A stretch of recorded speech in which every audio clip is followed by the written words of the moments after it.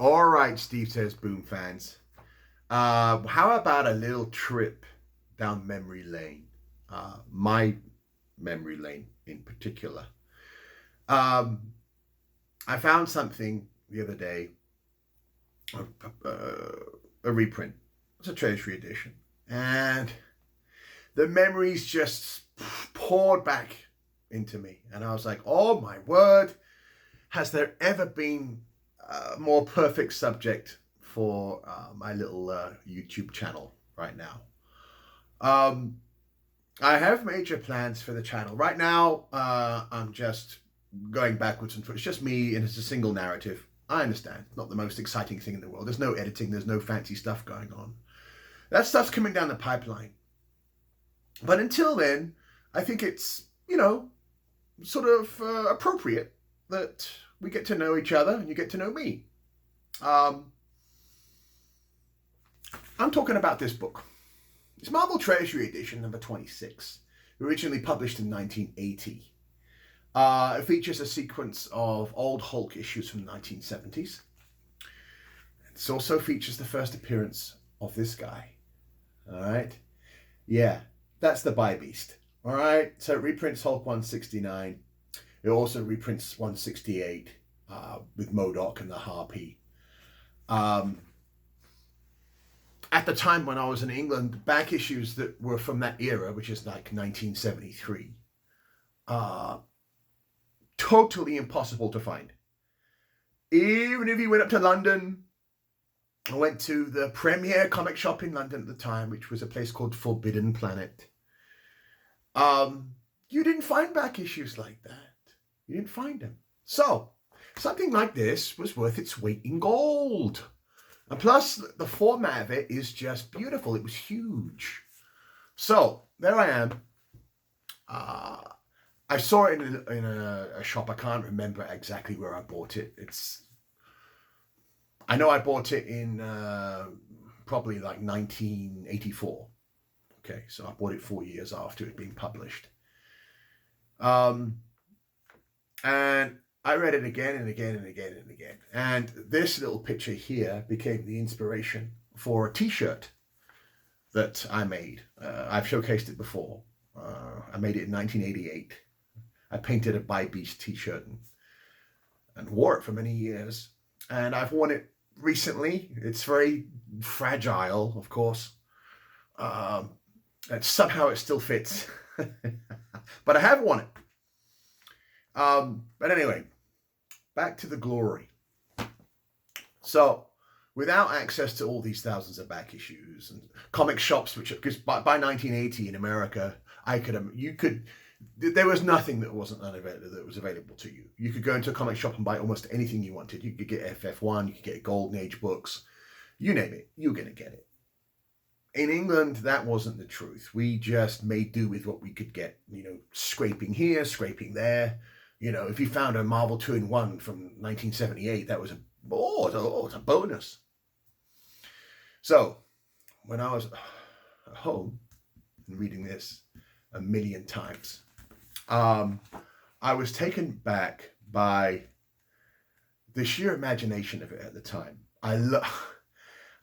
Of course, I had never read these characters before, really. I didn't know in hell who Modok was. And I loved him right away. It was incredible.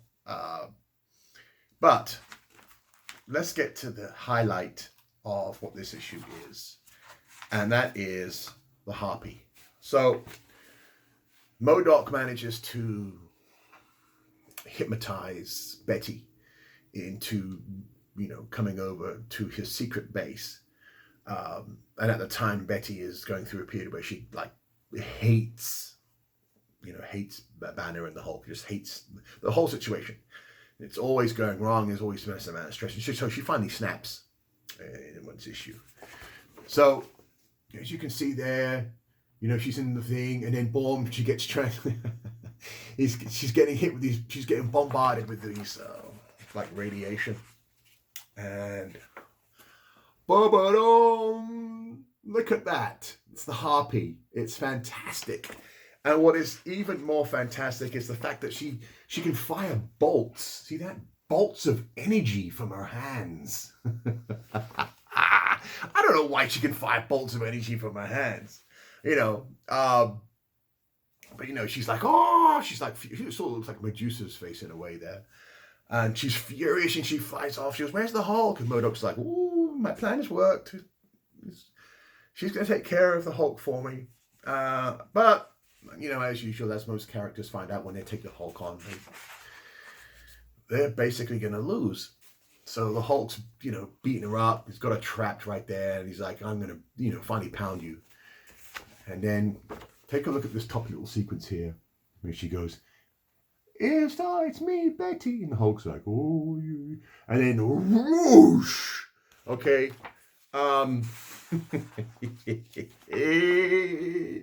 Look at that. Oh, look at that. She is standing over his, can you imagine buying that book off the stands in 1973 and seeing that? The Hulk completely obliterated, the Harpy's claws in his chest. I just love it. Now, the funny thing is, and we've got to give credit to Steve Englehart here. That's a name that has sort of disappeared from the current comic conversation. He hasn't been working on any high-profile jobs in a long time. I think the last time he did anything current was, I think, over at Marvel. He did Avengers Celestial Quest, I think it was, an 8-issue limited series in the 2000s, 2003, maybe 2002. But he was a powerhouse in the 1970s, okay? A creative powerhouse, and Marvel would give him the big books, okay? He was on the Avengers. He did the Defenders. He was on the Incredible Hulk. He was like the man. Steve Englehart. He's the guy that created the Harpy. Now, the artistic vision, of course, is Herb Trimpe. And Herb Trimpe, you know, he'd been on the Hulk for so long by now. He basically came on in the early 100s, like 100 and 112, 113. That's Herb Trimpe. And there it is there. That's reprinting Hulk 168. There's Herb Trimpe still going strong. Okay, still going strong. And he went all the way up to issue 193. Can you imagine an artist doing anything like that today? They do 3 issues and they're blown. They're like, "Oh, I'm tired. I've got to take 5 years off and play video games." No, Herb Trimpe, boom. He staked his claim on the Hulk there. And I'm sure that many out there who are Hulk fans, they're sort of split. The old Hulk fans are split between either Herb Trimpe or Sal Buscema. Okay, they're split that way. Sal Buscema starts in issue 194 and goes all the way up to 313. No, 311. 312. 313 was Mike Mignola. Ooh, yeah, Mike Mignola, I think. So, anyway, let's get back to this little beauty. You think it's going to get, you know, pretty crazy with the Harpy. You know, and the Harpy picks the Hulk up and he's like flying, like, "Yeah, I've got you." And taking her back to see Modok.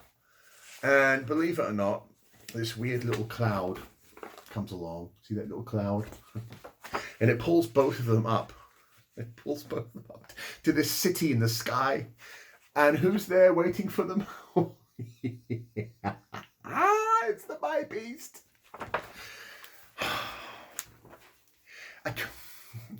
I mean, Steve Englehart is unstoppable at this time in the 70s.